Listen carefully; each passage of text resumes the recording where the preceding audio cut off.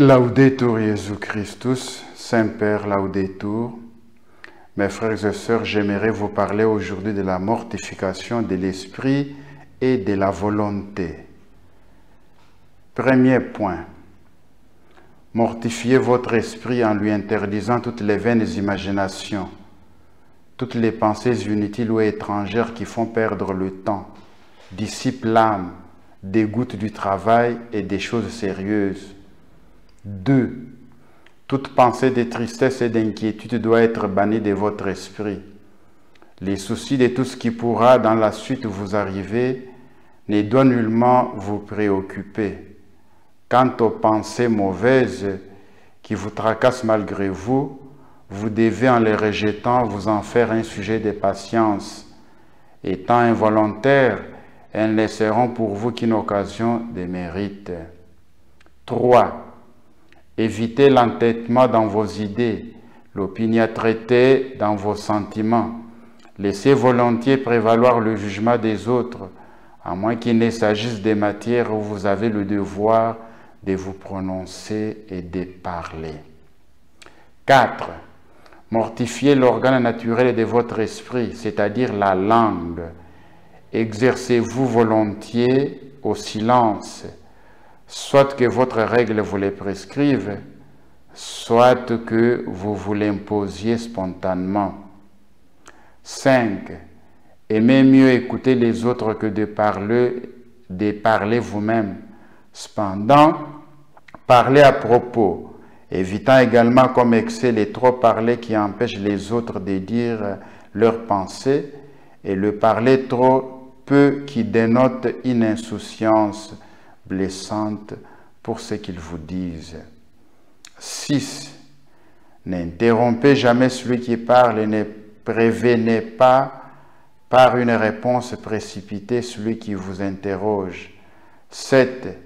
Ayez un ton de voix toujours modéré, jamais brusque ni tranchant. Évitez les très, les extrêmement, les horriblement. Donc, pas d'exagération. 8. Aimez la simplicité et la droiture. L'assimilation, les détours, les équivoques calculés que certaines personnes pieuses se permettent sans scrupule discréditent beaucoup la piété. 9.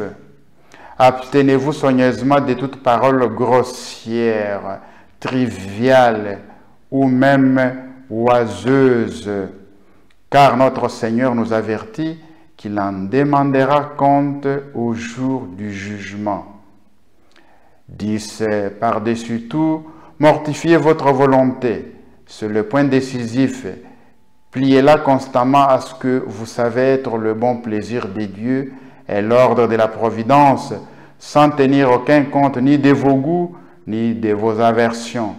Soumettez-vous même à vos inférieurs dans les choses qui n'intéressent pas la gloire de Dieu et les devoirs de votre charge. 11.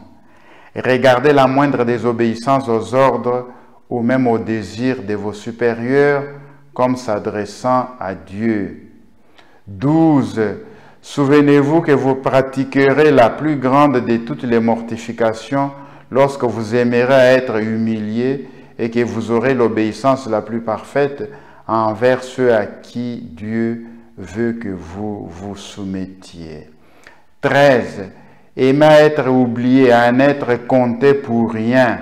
C'est les mots de Saint Jean de la Croix, c'est les conseils de l'imitation. Ne parlez guère de vous-même, ni en bien, ni en mal, mais cherchez par le silence à vous faire oublier. 14. En face d'une humiliation, d'un blâme, vous êtes tenté de murmurer, de vous attrister. Dites comme David, « Tant mieux, il est bon que je sois humilié. » 15. N'entretenez point des frivoles désirs. Je désire peu de choses, disait Saint François de Sales, et le peu que je désire, je le désire bien peu. 16. Acceptez avec la plus parfaite résignation les mortifications. dites de la providence, les croix et les travaux attachés à l'état ou à la providence où la providence vous a placé, là où il y a moins de notre choix. Disait saint François de Sales, il y a plus du bon plaisir des dieux. Nous voudrons choisir nos croix, en avoir une autre que la nôtre, porter une croix pesante qui aurait au moins quelque éclat, plutôt qu'une croix légère qui fatigue par sa continuité. Il s'agit de l'illusion. C'est notre croix qu'il faut porter, non pas une autre. Et son mérite n'est pas en sa qualité, mais en la perfection avec laquelle on la porte. 17. Ne vous laissez pas troubler par les tentations, les scrupules et les aridités spirituelles. Ce qu'on fait dans la sécheresse est plus méritoire devant Dieu que ce qu'on fait dans la consolation, dit le Saint-Évêque de Genève. 18. Il ne faut pas trop nous chagriner de nos misères, mais nous en humilier. S'humilier est une chose bonne que peu de personnes comprennent.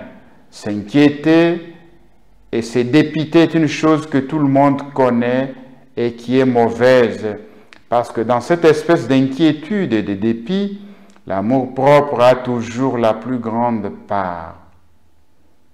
19 et dernier point. Défions-nous également de la timidité, du découragement qui énerve et de la présomption qui n'est que de l'orgueil en action. Travaillons comme si tout dépendait de nos efforts, mais restons humbles comme si notre travail était inutile. Laudetur Jesus Christus, Semper Laudetur.